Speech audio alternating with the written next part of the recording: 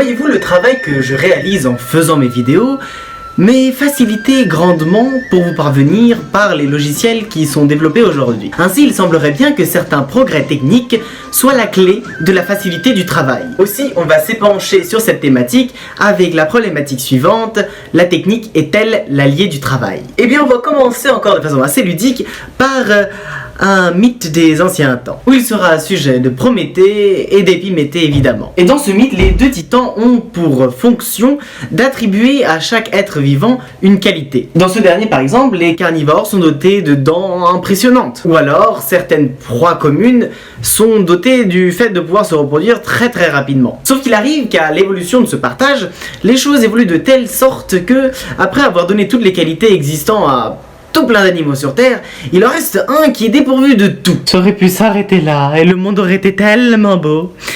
Mais non. Parce que Prométhée, qui avait oublié de donner quelconque qualité à la dernière créature restante, les hommes, a eu la merveilleuse idée d'aller voler des qualités chez les dieux. Et c'est comme ça qu'il a volé le feu des dieux, chez Héphaïstos. Ah, et sans oublier l'intelligence technique chez Athéna, bien entendu. Et alors que l'homme était la créature la plus vulnérable de la nature, qui n'avait rien pour se défendre, et ben maintenant c'est devenu un prédateur terrible face à celle-ci. Et c'est bien la technique apportée par le feu et la sagesse qui ont permis à l'homme de se mettre dans cette position. Puisque non seulement il a les matériaux pour le faire, mais en plus il a l'intelligence de les faire. Ainsi, l'homme devient créateur. On adjoint aux capacités du corps un potentiel de savoir-faire. La technique a donc grandement augmenté le confort humain. Et d'ailleurs, Aristote souligne que le prolongement physique de notre intelligence, c'est la main avec ce fameux pouce opposable. D'ailleurs, vous saviez que j'ai 2 pouces différents, c'est génétique en fait. Car dans la nature, il y a de fait très peu de créatures qui ont cette spécificité-là. Même les pandas qui ont une espèce de pouce qui se situe dans la paume, eh bien s'en servent grandement, de façon certes limitée. Ainsi, ces techniques naturelles permettent d'augmenter notre capacité de travail et de création. Or, cette création, c'est ce qui va nous amener à créer de nouveaux outils. Ces outils qui, chez Descartes, vont être notre moyen de contrôler la nature. Vous avez là l'arbre de la connaissance de la nature. Aux racines se situe la métaphysique, puis la physique au tronc, et enfin les 3 branches sont attribuées à 3 utilisations pratiques de la connaissance, dont la mécanique, la morale et enfin la médecine. Je vous rappellerai que Descartes a perdu sa fille étant très jeune, cette dernière. Par conséquent, il attribue beaucoup de mérite à la médecine qui aurait pu la sauver. Et qu'est-ce que la médecine sinon la conservation des substances étendues vivantes?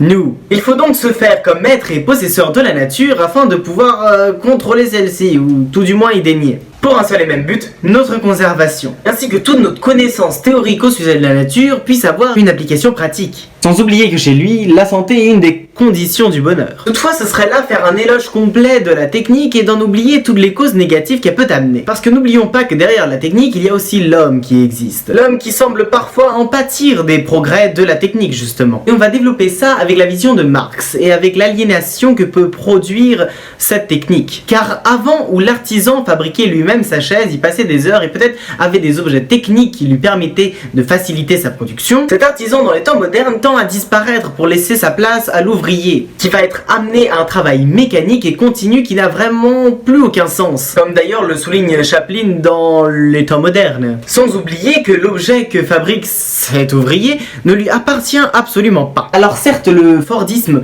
qui est un progrès technique, va grandement augmenter les bénéfices du producteur et être un allié du travail, mais va être un grand ennemi pour le travailleur. Or, n'oublions pas que le travail existe parce que c'est un homme qui travaille. On enchaînera par la suite avec Rousseau, qui va un peu plus détailler le rôle que peut avoir le progrès technique. Alors, tu vois, au début, le Rousseau, il est cool. Il te dit que tu es dans un état de nature où tu es voué à mourir.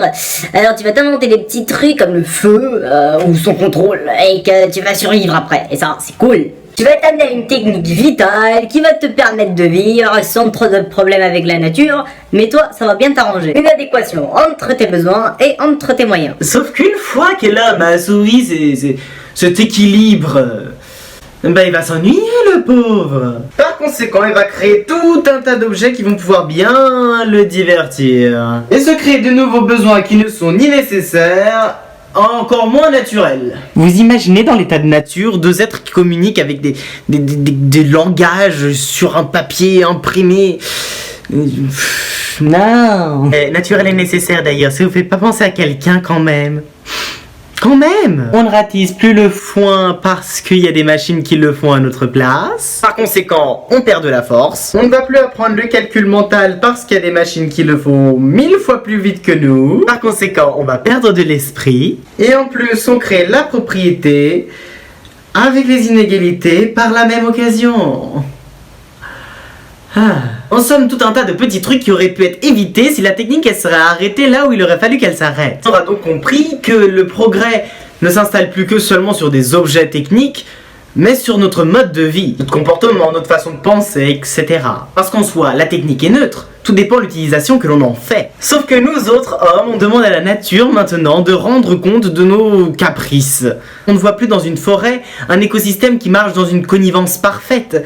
On voit une grosse réserve de bois qui peut être utilisée. Et dans cette plante, je ne vois pas une merveille de la nature qui me permet de respirer, mais une très jolie déco d'intérieur en revanche. Ainsi, la technique qui était à l'origine de la conservation de notre vie semble être le moteur qui la détruise. Ainsi, pour reprendre un peu les choses, il semblait dans un premier temps que la technique soit ce qui nous permet de survivre puisqu'elle nous apporte non seulement les capacités, mais aussi le savoir-faire. Contrôler la nature afin de pouvoir mieux y survivre. Toutefois, le progrès a été utilisé par l'homme d'une mauvaise façon, et ce au détriment parfois de l'homme. Par le progrès technique, l'homme se crée de nouveaux soucis qu'il n'avait pas en l'état de nature. Il devient aliéné non seulement par le travail, mais par les objets techniques en général. Et plus globalement, l'outil qui était la technique était certes neutre, mais l'homme en a fait une utilisation très négative. À tel point qu'aujourd'hui, on ne voit plus en la nature quelque chose de superbe, mais une utilité continue. Mais maintenant qu'on possède cette nature au fond, et qu'on sache la contrôler, ne serait-il pas plus judicieux de tendre à se contrôler soi-même